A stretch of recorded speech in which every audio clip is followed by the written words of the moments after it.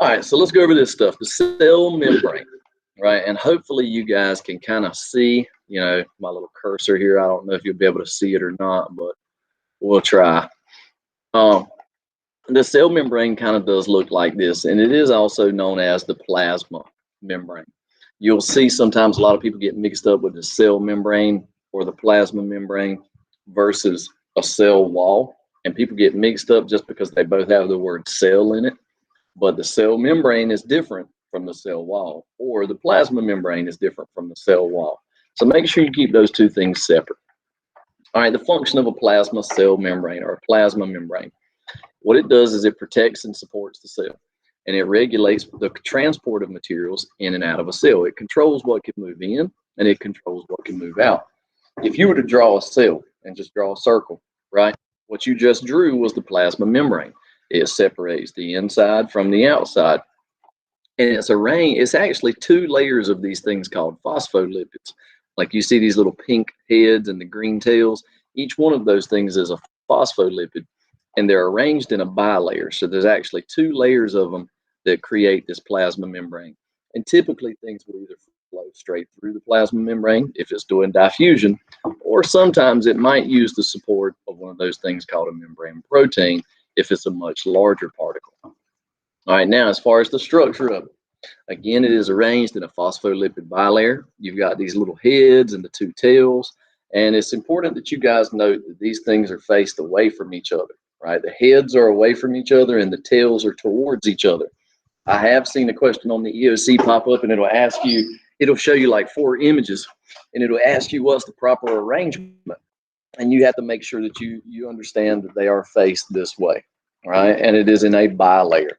So make sure you remember that. Now, scientists have designed a model that represents the plasma membrane, and it's called the fluid mosaic model. What it states is that all of these pieces that are a part of the plasma membrane, like all of these phospholipids that you see right here, all of these phospholipids and all of these other pieces, the membrane proteins. The fluid mosaic model states that these things freely move within the plasma membrane. So the best way I know how to describe that to you is if, like, you see through a bunch of stuff in a pool, right? Like floats and, pump up balls or, whatever you want to throw in there, okay? Those things don't stay in one place. They move freely around that pool, right? And they can be anywhere at any time. That's basically how the parts are of a plasma membrane. It's one larger piece or one larger organelle, but things can freely move within it. And that's kind of what I want to get across to you. Now, also, if I was to relate the plasma membrane to something that would actually be my body, I would say my skin would be a plasma membrane because it can control what can enter and leave my cell, and it acts as a layer of protection, which is, again, something that was one of the original functions of a plasma membrane. Now, this is a characteristic of a plasma membrane. Characteristic of it is said to be selectively permeable, and it's permeable meaning things can pass through it or it's porous. But to be selectively permeable means it will allow some things to pass in and some things to pass out. Any kind of toxins, any kind of bad chemicals you obviously wouldn't want coming in your body or in your cells. Waste molecules you wouldn't want coming in your cells. You would only want those leaving. An air filter is something that's selectively permeable. It'll allow air to pass through, but it will not allow dust, pet hair, anything like that to pass through.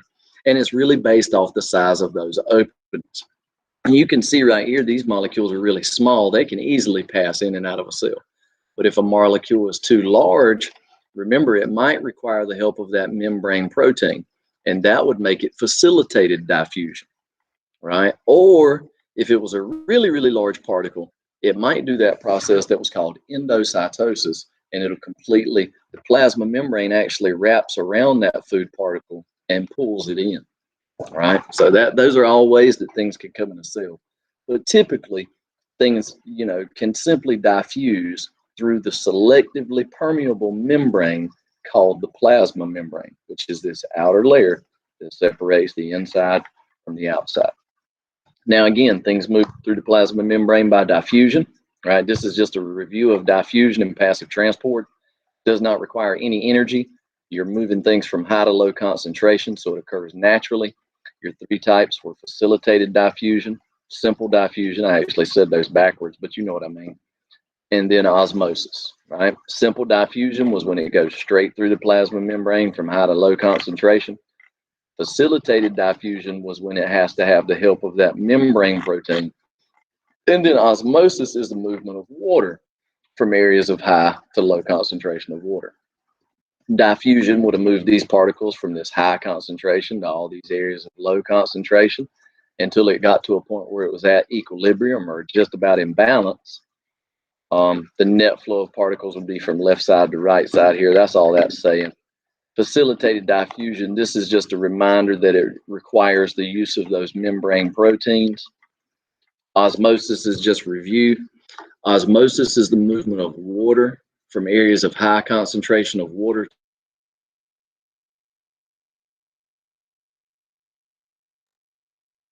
looking molecules. Those are water molecules. And these green things are probably salt or sugar, who knows? Now, typically diffusion would move these particles from this side to the left side. Did you lose connection? Oh, look at that one, says it's trying to reconnect. Anyway, I lost connection on the board. Hopefully the rest of you are with me. But anyway, nonetheless, these green particles would have moved from right side to left side, but that would have been diffusion. But now the water molecules, you see a greater concentration on the left side. These water molecules would actually move to the right side, and that would be osmosis, because the high concentration of water is over here, and the low concentration of water would be over here. Now, here's some other words you might need to know: solute versus solvent. The thing that is being dissolved is the solute. So sugar, just let's say sugar water. Sugar is the solute, water is the solvent. Sugar water would be the solution, right? If you said salt water, right? Salt would be the solute, water would be the solvent, salt water would be the solution. Osmosis, we've talked about that before. It can cause cells to shrink or to swell. So that's what this slide reiterated. And here's some situations. What would happen with the cell? Just FYI, this cell would be in equilibrium, right? Because you see there's an equal amount of salt and an equal amount of water inside and outside. So that cell would be balanced. Water would move equally in and out because it is balanced. Now, in this situation, you have 10% salt, 20% salt. So you have a greater concentration of salt inside the cell than you do outside. Salt would move in, salt would move out, therefore water would move in. And I want you to note here too, if it's 20% salt inside the cell, that means that the rest of it's got to be 80, right? Because 20 plus 80 is 100. If it's 10% salt outside, that means the rest of it has got to be 90, right? So it's 90% water outside. And you'll notice 90 is actually greater than 80. That's why there's a greater concentration of water outside than inside. That's why water moves in, which is actually opposite of diffusion. All right, now this is the other situation here. You got 10% salt outside, 5% salt inside. So what happens is salt would move in, and then water would move from 95 to 90, which was moving it out.